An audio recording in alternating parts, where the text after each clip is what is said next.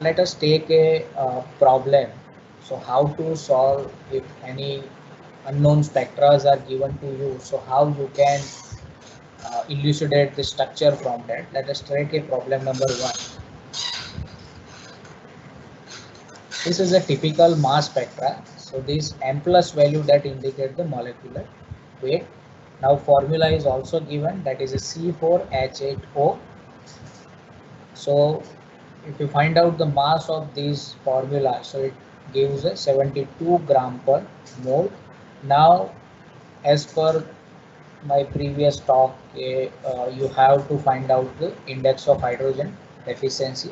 So if you just put the value in IHD equations, so where you will get 1, IHD index is 1. So what you can conclude from that, so by these formula, one double bond is present in the your unknown structure, as well as there may be a chances of one alicyclic compound may be present.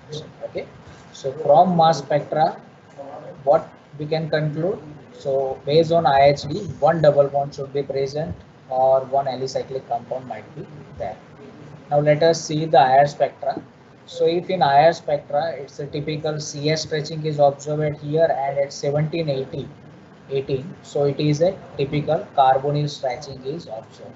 So C double bond O group is confirmed, irrespective of whether it is a formaldehyde, ketone, or ester or carboxylic acid.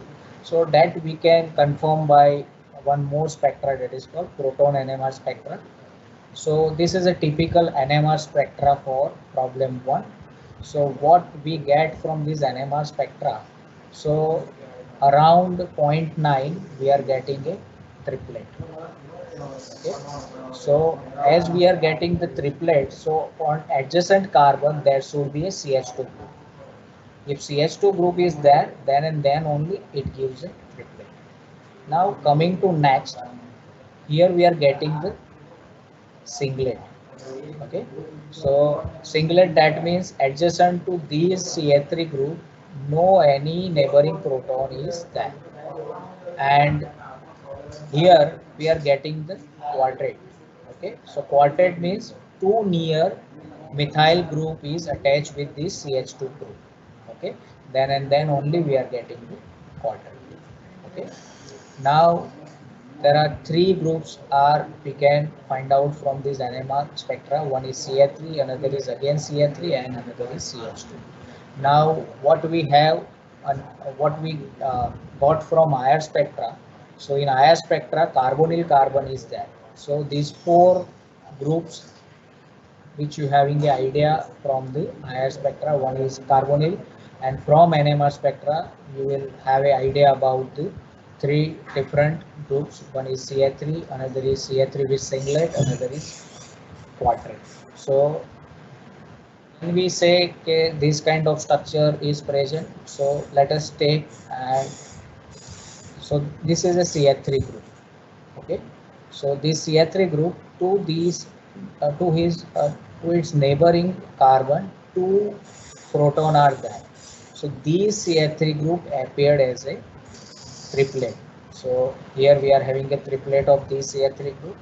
Now this is called CH2 group, as it is attached with the carbonyl carbon, so it appear at more downfield sites, and this CH2 group which is attached with the three neighboring protons. So as per n plus 1 rule, so it's splitting platon like it's a 3 plus 1, so it is appeared as a quadrant. So this CH2 group is appeared at around 2.3. This CH3 group, it is appeared around 0.9. Now here we are getting a singlet. So this is the singlet for this methyl group which is attached with the carbonyl carbon. Here there is no any proton, neighboring proton is available, so it is appeared as a singlet. So by these way you can confirm the structures.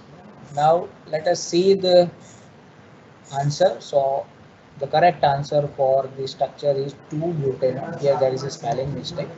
So answer is 2-butanone, where these methyl group appear as a triplet because of in neighbor two protons are there. So that gives a triplet at 0.9 ppm.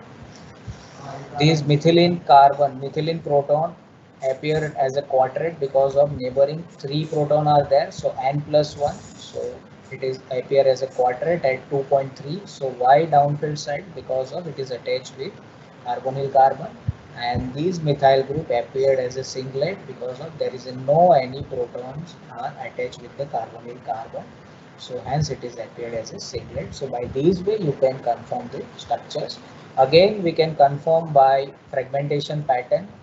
So this is a 72 m by z ratio. So alpha cleavage and beta cleavage. So when this methyl group is removed from this alpha cleavage, so that gives a mass of 57. So that is again available in this mass spectra fragmentation pattern. 57 ion peak is there. Again by alpha 2 cleavage, that means CH2 and CH3, that means C2H5 is removed from this fragment. So that gives m by z, it's a 43. So it is a typical for the acetyl group. So we can also get the peak of 43 at here.